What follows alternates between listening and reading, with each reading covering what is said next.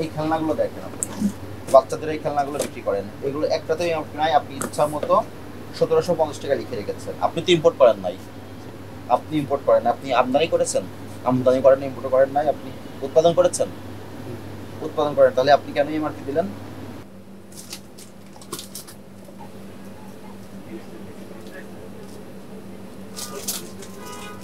এগুলো বাহির না, হ্যাঁ খাদ্যপণ্য না এগুলো? খাদ্যপণ্য নিরাপদ খাদ্য আইনের একটা পুরো বিধি আছে, বিধিমালা আছে, সেখানে খাদ্যপণ্য মোড়কবদ্ধ করতে হলে 11 ধরনের তথ্য প্রয়োজন হয়, কিন্তু কোনো তথ্যই দেওয়া নাই আপনার। কত করে বিক্রি করেন? এমআরপি দেওয়া আছে? নাই, এমআরপি নাই। এটাও অপরাধ, 37 ধারার ব্যত্যয় ভোক্তা অধিকার সংরক্ষণ আইনের। এগুলো অবশ্যই এমআরপি দিতে হবে। এমন পণ্য আরো অনেক আছে আপনার এই ফ্রিজে।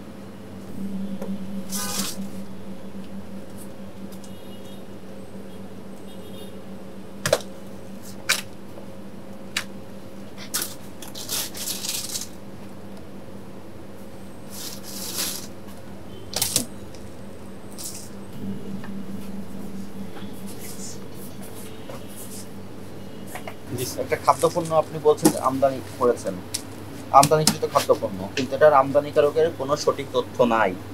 এখানে কি উপাদান আছে সেগুলো বর্ণনা থাকতে হবে প্যাকেটে, এবং এটার ভোক্তা পর্যায়ে খুচরা মূল্য কত হবে সেই সর্বোচ্চ খুচরা বিক্রয় মূল্য এখানে ঘোষণা দিতে হবে।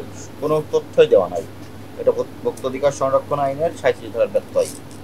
এখানে একটা পণ্য আছে বেস্ট ম্যানথল ক্রাস্টাল ইমপ্রুভ লিখে রেখেছেন, কোম্পানির ঠিকানা থাকতে হবে অবশ্যই। শুধু এখানে লেখা আছে জলি কেমিক্যালস ঢাকা, এটা কোনো সঠিক ঠিকানা? এটা যারা প্রতারণা যারা করে তারা এমন ঠিকানা ব্যবহার করে। আমরা অনেক জায়গায় অভিযানে দেখেছি যারা প্রতারক প্রতিষ্ঠান তারা এমন ঠিকানা ব্যবহার করে, শুধু ঢাকা লিখে দেয়। এটা নিম্নমানের পণ্য, অননুমোদিত পণ্য। এটা বাহিরের প্রোডাক্ট, বডি স্প্রে, এটার কোনো ইম্পোর্টারের তথ্য নাই।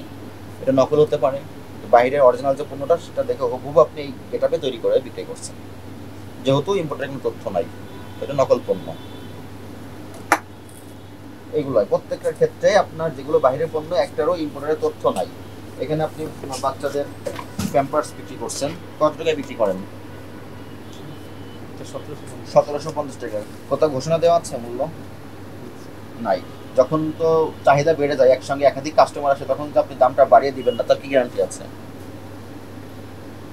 এর জন্য বলা আছে যেটা প্যাকেটজাত পণ্য সেটাতে অবশ্যই প্যাকেটের গায়ে এমআরপি থাকতে হবে বাধ্যতামূলক, না থাকলে এটা ভোক্তা অধিকার সংরক্ষণ আইনের 37 ধারার ব্যত্যয় ঘটে। 1 বছরের জেল আছে, জরিমানা আছে 50,000 টাকা, অথবা উভয়দণ্ডের বিধান আছে।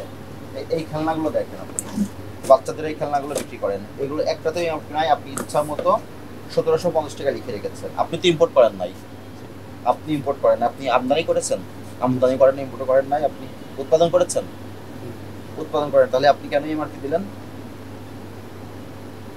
অযথভাবে দিয়েছেন আপনি, এটা আইনগত কোনো ভিত্তি নেই। এই মূল্যটা দিবে যারা আমদানিকারক বা যারা উৎপাদনকারী। তাহলে আপনি উৎপাদনও করেন নাই, আমদানিও করেন নাই, আপনি ইচ্ছা মতো মূল্যটা দিয়ে রেখেছেন, যেটা অযৌক্তিক এবং বেশি মনে হচ্ছে।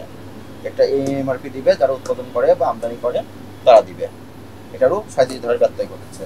এখানে দেখেন এগুলো, এটা একটা মিথ্যা স্টিকার লাগিয়ে দিয়েছেন, বলছেন for sale in Bangladesh only, কিন্তু ইম্পোর্টারে যে তথ্যগুলো দেয়া সমস্ত ইন্ডিয়ার তথ্য। তাহলে ইন্ডিয়া থেকে ইম্পোর্ট করে নিশ্চয়ই আপনার দোকানে সরাসরি পাঠিয়ে দিবে না, তাহলে কি প্রমাণ হয় এটা নকল হতে পারে? সম্ভাবনা আছে কিনা? তাহলে এই পণ্যগুলোকে আপনাদেরকে যথেষ্টভাবে আইনগুলো মেনে ব্যবসা করতে হবে, বুঝতে পেরেছেন?